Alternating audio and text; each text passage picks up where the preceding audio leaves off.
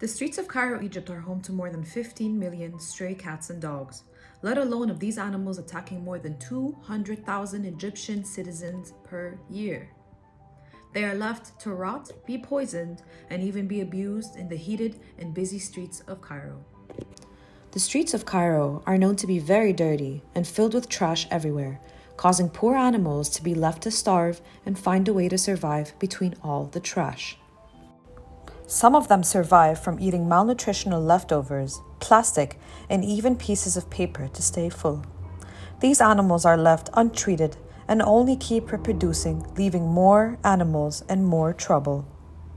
Some of them manage to find peace in the streets, but others fear their lives every day, causing most to have very, very bad aggression.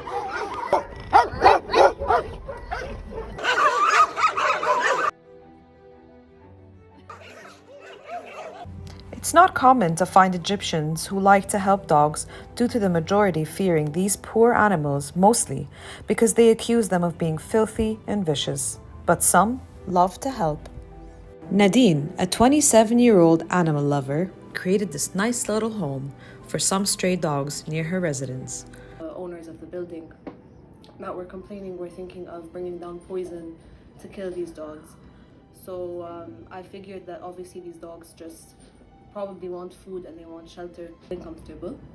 So what I did was I took some basic materials from the street. There are like these big rocks that people use to kind of reserve parking spaces, big pieces of cardboard, kind of anything that can insulate heat within the space because in Egypt in the winter it gets very, very cold and very windy, and a lot of street animals also suffer because of that.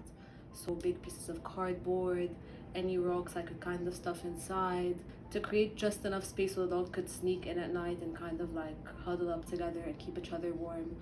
And I kept the food next to that, and it's worked out to be a great solution to the problem without actually harming the animals or killing them or anything like that. It's just a matter of educating people about why this happens and how we can fix it in a humane way. Hi, my name is Natalie, and in 2019 I decided to make the best decision of my life, which was to adopt a beautiful dog from the streets of Egypt.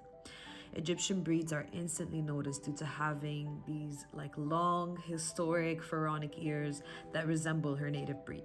At first, I was so nervous to not only adopt an adult dog, but one that was filled with trauma, anxiety, and many fears.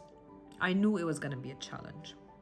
At first, it wasn't the easiest because Luna was severely abused in the streets to the extent of whenever I would even pick up a broomstick around her, she would jump up and run away thinking that I was gonna hit her. Any loud noises like slamming doors or anything that would fall would frighten her and she would just freak out.